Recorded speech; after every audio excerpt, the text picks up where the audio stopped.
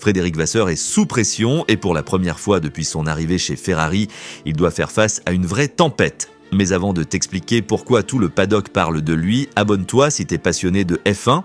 Ici, on va là où les autres ne vont pas, dans les coulisses, les tensions internes, les vraies raisons derrière les résultats. Bienvenue dans la communauté francophone la plus affûtée du paddock.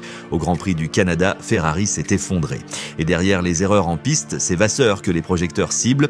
Stratégie bancale pour Leclerc, silence radio mal géré, tension avec Hamilton. Et pendant que les fans s'interrogent, les rumeurs explosent. Selon plusieurs médias italiens, une rencontre secrète aurait eu lieu entre le président de Ferrari, John Elkann, et Christian Horner de Red Bull. Et en interne, un nom circule déjà pour remplacer Vasseur, Antonello Coletta, actuel boss du programme Endurance. Face à tout ça, Vasseur sort du silence et s'adresse directement au public italien. Oui, l'entreprise est avec moi. Non, je ne suis pas menacé, mais on a besoin de calme, pas de guerre interne, pas d'attaque médiatique. Même Leclerc ne masque plus sa frustration, l'équipe connaît mon point de vue et Hamilton lâche une phrase lourde de sens. De gros changements arrivent, beaucoup de choses se passent en coulisses. Pour Vasseur, c'est clair, ce n'est pas la voiture, ce sont les choix, les détails, la pression.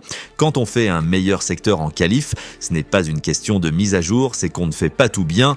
Mais entre les résultats décevants, les doutes internes et les tensions avec les pilotes, Vasseur tient-il encore vraiment les rênes de la Scuderia ? Ferrari n'est pas encore en crise, mais son patron, lui, joue gros, très gros.